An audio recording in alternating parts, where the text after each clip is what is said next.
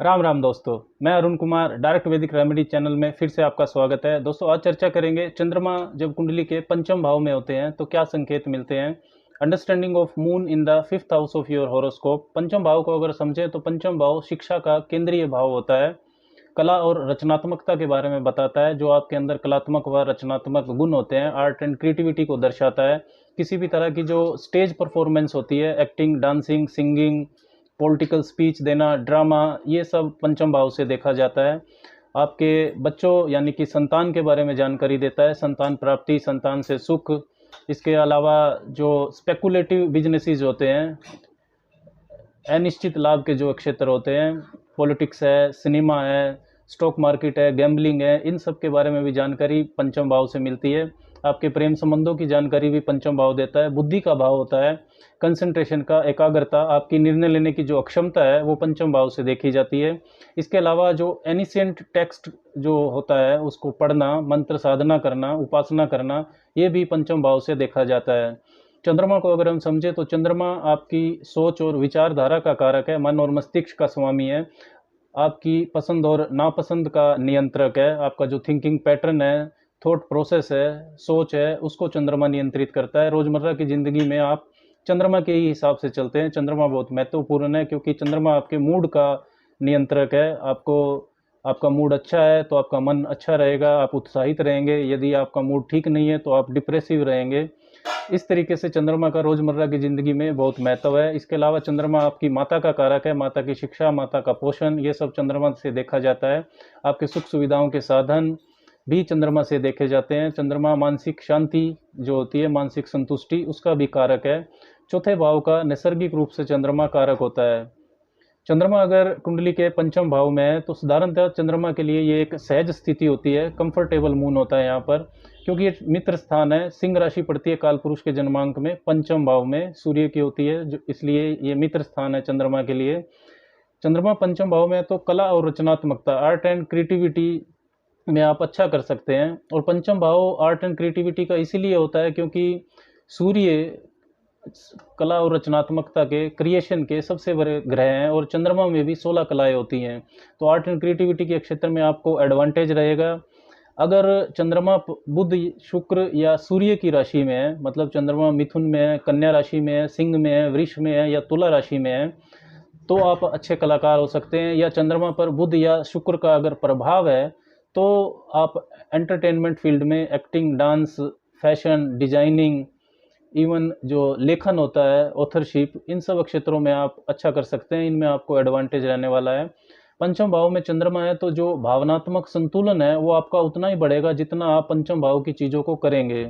लगातार लर्निंग लेने से, यानी कि शिक्षा प्राप्ति से, बच्चों से जुड़ने से, कला व रचनात्मकता के कार्य करने से, रोमांटिक एक्टिविटीज से भी इन सब कार्यों को करने से आपका इमोशनल बैलेंस, मानसिक संतुलन बढ़ेगा।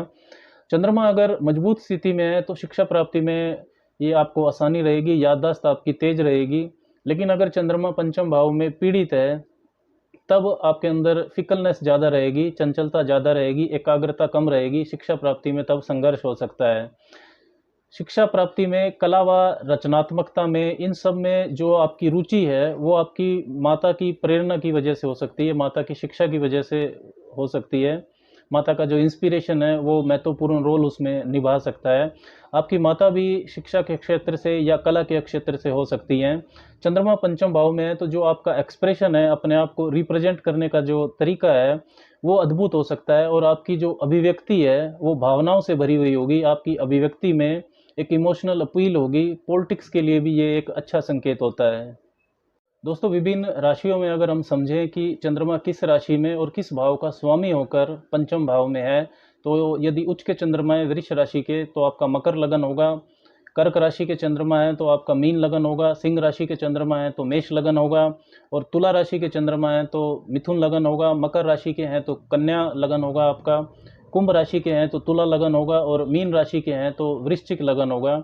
ऐसे चंद्रमा की दशा अंतर्दशा में अच्छे परिणाम मिलने की संभावना रहती है। यदि आप विद्यार्थी हैं तो ऐसे चंद्रमा की दशा में आपकी बुद्धि तीव्र काम करेगी, बुद्धि तीव्र हो जाएगी। शिक्षा प्राप्ति के लिए ये समय अच्छा रहेगा। मानसिक जो संतुलन है आपका वो अच्छा रहेगा। निर्णय आप जो लेंगे वो सही साबित होंगे। और ऐसे चंद्रमा की दशा में किसी भी अच्छी मंत्र साधना से आप जुड़ सकते हैं।